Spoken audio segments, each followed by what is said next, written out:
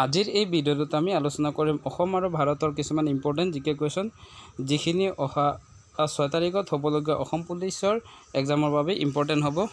ইয়াৰ প্ৰথম কুৱেশ্যন হ'ল ভাৰতৰ বৰ্তমান কিমানখন ৰাজ্য আছে? ইয়াৰ উত্তৰ হ'ব 28খন। 2 নম্বৰ কুৱেশ্যন অসমত বৰ্তমান কিমানখন জিলা আছে? ইয়াৰ উত্তৰ হ'ব 35খন। নেক্সট কুৱেশ্যন মাটিকালিৰ ক্ষেত্ৰত ভাৰতৰ আটাইতকৈ ডাঙৰ ৰাজ্যখনৰ নাম কি? ইয়াৰ উত্তৰ হ'ব ৰাজস্থান। 4 নম্বৰ কুৱেশ্যন মাটিকালিৰ ক্ষেত্ৰত ভাৰতৰ আটাইতকৈ সৰু ৰাজ্যখনৰ নাম কি? ইয়াৰ উত্তৰ হ'ব গোৱা।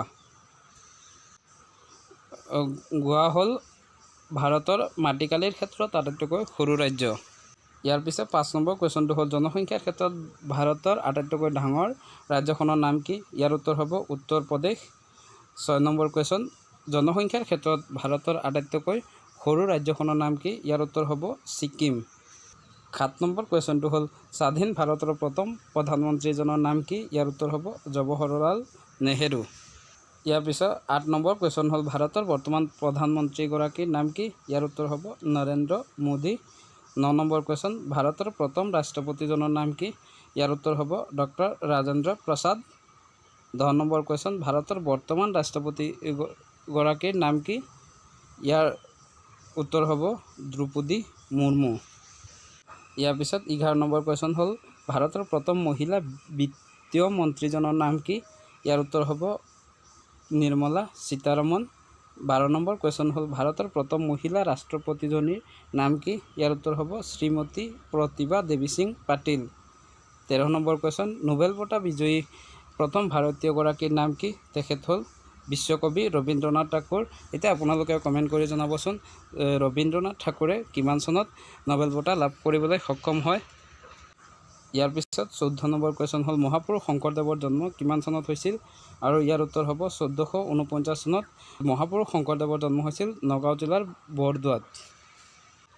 ইয়াৰ পিছত 15 নম্বৰ কুৱেশ্যনটো হ'ল মহাপুৰুষ মাধৱদেৱৰ জন্ম কিমান চনত হৈছিল?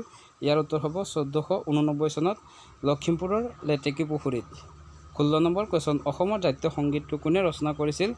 ইয়াৰ উত্তৰ হ'ব লক্ষ্মীনাথ বেজবৰুৱাই। ইয়াৰ পিছৰ কুৱেশ্যনটো হ'ল অসমৰ জাতীয় সংগীত অ মোৰ আপোনাৰ দেশ সংগীতটোৰ সুৰকাৰ কোন আছিল? ইয়াৰ উত্তৰ হ'ব কমলা প্ৰসাদ আগৰৱালা। ইয়াৰ পিছত 18 নম্বৰ কুৱেশ্যন হ'ল অসম সাহিত্য সভাৰ প্ৰতীকটো কোনে অংকন কৰে? ইয়াৰ উত্তৰ হ'ব যুগল দাস। ইয়াৰ পিছত 19 নম্বৰ কুৱেশ্যন হ'ল চিৰচেনেহী মোৰ ভাষা জননী গীতটি কোনে ৰচনা কৰিছিল? আৰু ইয়াৰ উত্তৰ হ'ব সাহিত্যাচাৰ্য মিত্ৰদেৱ মহন্তই। 20 নম্বৰ কুৱেশ্যনটো হ'ল প্ৰথম অসমীয়া চুটিগল্পটোৰ নাম কি? ইয়াৰ উত্তৰ হ'ব কন্যা। আৰু এই কন্যা চুটিগল্পটো লক্ষ্মীনাথ বেজবৰুৱাই ৰচনা কৰিছিল। লক্ষ্মীনাথ বেজবৰুৱাকে অসমীয়া চুটিগল্পৰ জনক বুলি জনা যায়। ইয়াৰ আগৰ ভিডিঅ'টোত আমি আপোনালোকলৈ এটা কুৱেশ্যন আগবঢ়াইছিলোঁ আৰু সেই কুৱেশ্যনটো আছিল দুধৰালি কোনজন ৰজাৰ দিনত নিৰ্মাণ কৰা হৈছিল?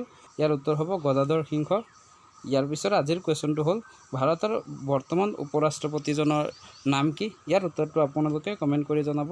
যদি ভিডিঅ'টো ভাল পাইছে লাইক কমেণ্ট শ্বেয়াৰ কৰিবলৈ নাপাহৰিব। ভিডিঅ'টো শেষলৈ চোৱাৰ বাবে ধন্যবাদ।